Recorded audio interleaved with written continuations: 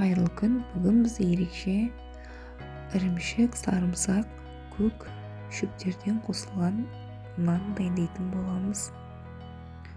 Жылы сүтімізге аштығымызды, секер, тұз, сұйық майымызды қосып, жақсылап араластырамыз.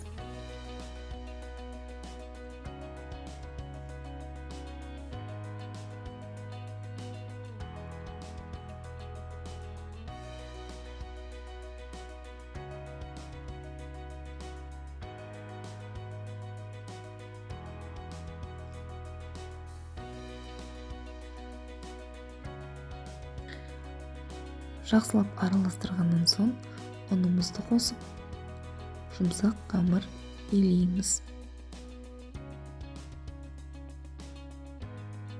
Қамырымыз дайын болған соң, жылы жерге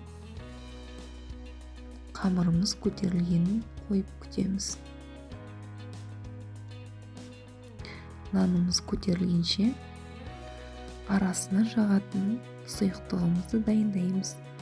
Ол үшін ақ желкен, укроп және де орешкімізді салып, үстіне су құйып, май құйып, блендермен жақсылап араластырамыз. Дайын болған қамырымызды ысып жаямыз.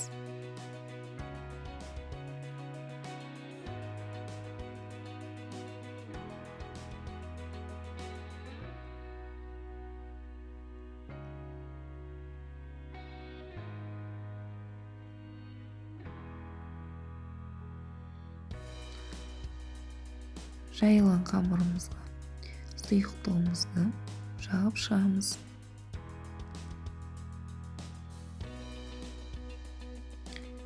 Бетіне ірімшік себеміз.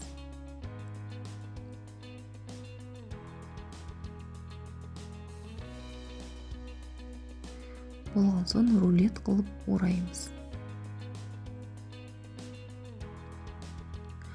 Оралған нанымызды шетін түйіп, астына қарай жіберіп, нанымызды екі бөлікке ортасынан бөлеміз. Бөленген нанымызды өреміз.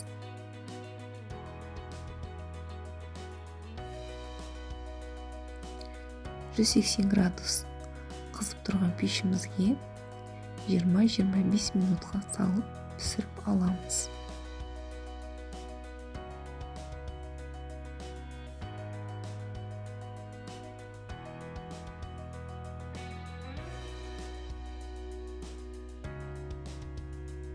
Рецептім ұнап жатса, каналыма жазылып, лайк қоюды ұмытпаңыздар. Ас болсын!